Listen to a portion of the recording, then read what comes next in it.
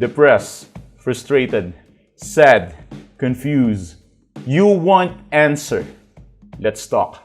Give me a message sa page ko sa Philippine Dating Coach and you can have one-on-one coaching with Coach Baze, your dating coach. Just please subscribe to my channel and hit the bell button. Minsan may mga bagay din akong hindi maintindihan. Bakit mo mamimiss ang isang tao kung siya na yung gumawa ng masama against or tungkol sa buhay mo? I mean, I'm really confused about this. Hindi ko alam kung ano yung nafe-feel nyo, hindi ko kayo masakyan, sa totoo lang. Hindi ko magets. Bakit mo mamimiss ang isang tao na may ginawan ka ng mali, di ba? So I don't know. Probably hindi ako yung tipong ganong klase ng tao. Kasi you are not going to miss this person once this person is not so much genuine or totoo. In the very first place, kung ang taon to ay hindi naging totoo sa'yo, hindi mo na kailangan dumating sa puntong mamiss mo pa siya. Ang topic natin ngayon ay ang technique upang mamiss ka ng ex mo. Pero in reality, ang nangyayari niyan, kaya mo pinapanood tong video na to kasi namimiss mo yung ex mo. Depende siguro kung ginawan ka ng masama ng ex mo, wag mo naman siyang mamiss, di ba? Yun yung pinaka-the best thing. Pero kung wala namang ginagawang masama sa yung ex mo, depende kasi kung ikaw talaga yung gumawa ng masama sa kanya, baka mamiss mo talaga siya. Naiintindihan kita sa part na yun. Kasi alam mo sa sarili mo na may ginawa ka mali, kaya namimiss mo siya. Pero kung wala ka namang ginawang mali, ikaw yung ginawan ng mali, bakit mo siya mamimiss? Ano ba namang katangahan yan? Ultimate level, di ba? So, dyan tayo hindi magkakasundo. Tingin ko malayong-malayo yung pagitan natin pagdating sa ganyan.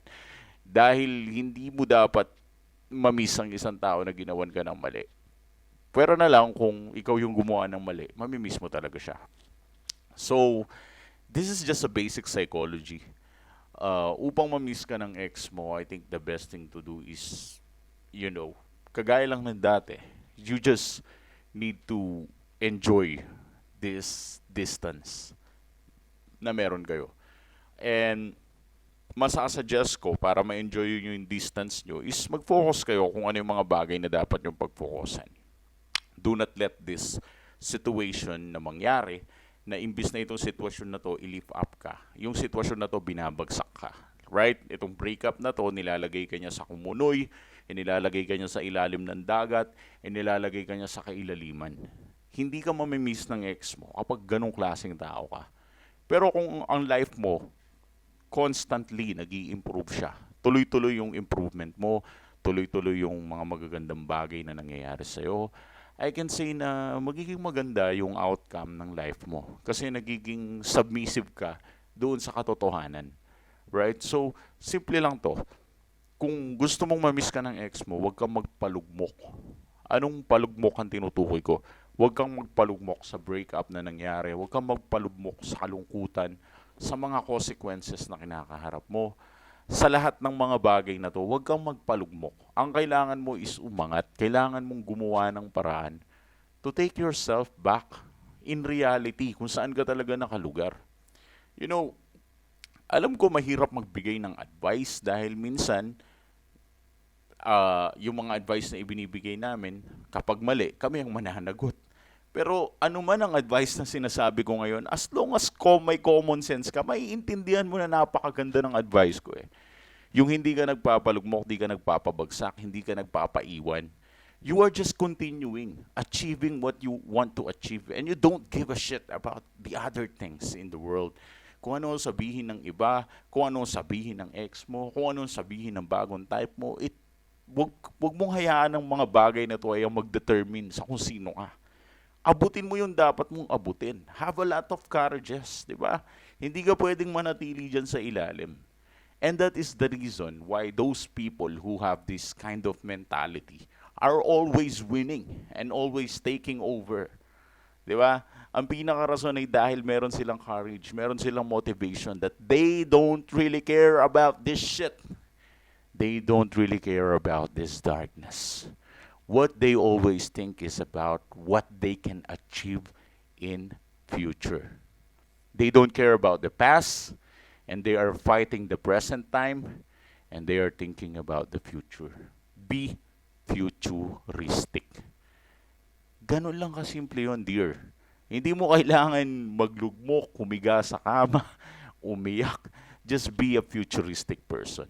You need to see what's in the future in order for you to become successful. Lahat tayo, may mga bagay tayong kailangan i-overcome at kailangan nating turuan ang sarili natin sa particular na bagay na to. But I'm gonna tell you, ma-e-enjoy nyo ang buhay na nag-i-improve kumpara sa buhay na naglulugmok.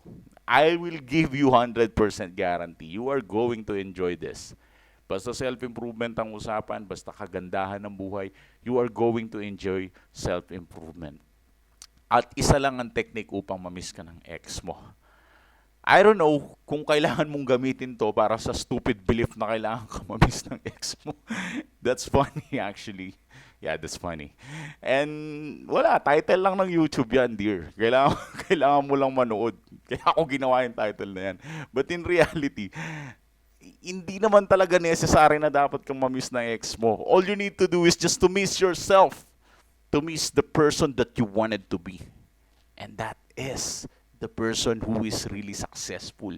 Instead na maglaway ka kakahintay sa ex mo, maglaway ka na lang dun sa future self mo.